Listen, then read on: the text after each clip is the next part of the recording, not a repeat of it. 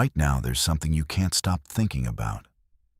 And lying there, your mind leans in and makes you an offer. One more time through it, then you'll feel okay. It sounds fair. One more pass. Then you rest. So you take it. You take it again the next night. And the one after, and every time it adjusts, just slightly. This conversation you can figure out. This one's different. The thing you're thinking about changes. The offer never does. One more time. Then you'll feel okay. So before we go further, do this. Not for me. Last night, it made you the offer. You took it. Went through the whole conversation again. What you should have said. What they meant. What happens now. Did it work? Not did you get tired. Did it deliver? Did you reach the end and feel okay? Like it promised? Or the bigger one. The offer you almost didn't take. You've replayed it 1,000 times. Every version of the life on the other side of it. That was 3 years ago. You're not 1 inch closer than the day it landed. Or the worst kind. The thing that's already over. Already said. Already done. Nothing left to fix. No decision to make.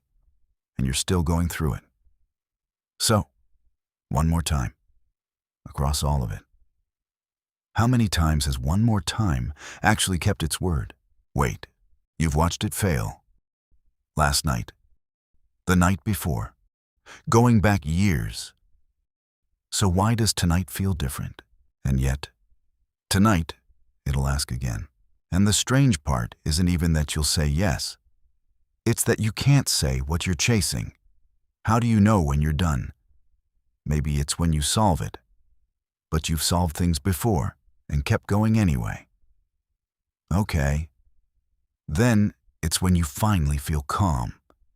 Except calm comes. And an hour later, you're right back in. So it's when you're sure. That's it. When you're finally sure. When was the last time you were sure of anything at 3 a.m.? You've stopped 1,000 times. You've felt it 1,000 times. And you can't describe it once.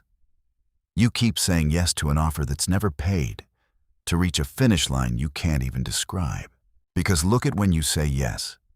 Not in the morning, not when your head is clear. It's the one moment you'd least expect. The second you almost let go. Nearly asleep. Nearly set it down. And that's when you say yes again. Which makes no sense. That's the moment you have the least new reason to. So it was never convincing you. It was catching you. So maybe the question isn't why it keeps offering. It's what you'd have to feel the second you finally said no.